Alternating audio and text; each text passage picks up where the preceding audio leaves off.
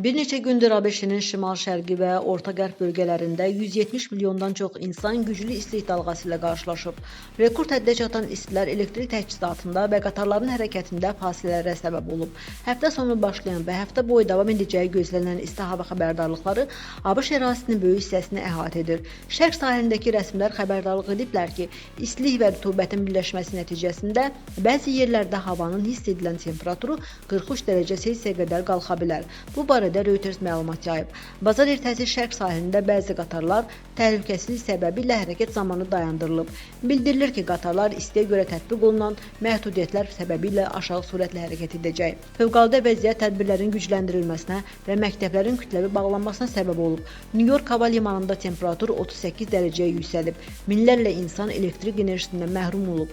Ştatın qubernatoru fövqəladə vəziyyət elan edərək sakinləri günəşdə uzun müddət qalmamaq üçün xəbərdarlıq edib. Filadelfiya və şərq sahilindəki digər hakimiyyət orqanları da eyni tədbirləri həyata keçirib.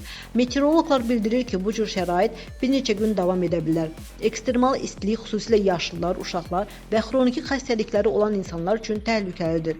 Bu vəziyyətdə çox su içmək, kölgədə dincəlmək və yüngül paltarlar geyinmək tövsiyə edilir. Səhiyyə mütəxəssisləri açıq havada işləyən insanlar üçün iş qrafikinin dəyişdirilməsini, kifayət qədər fasilə və maye qəbul imkanlarının yaradılmasını, həmçinin gün vurması və ya susuzluq əlamətlərinə nəzarət edilməsini tövsiyə ediblər.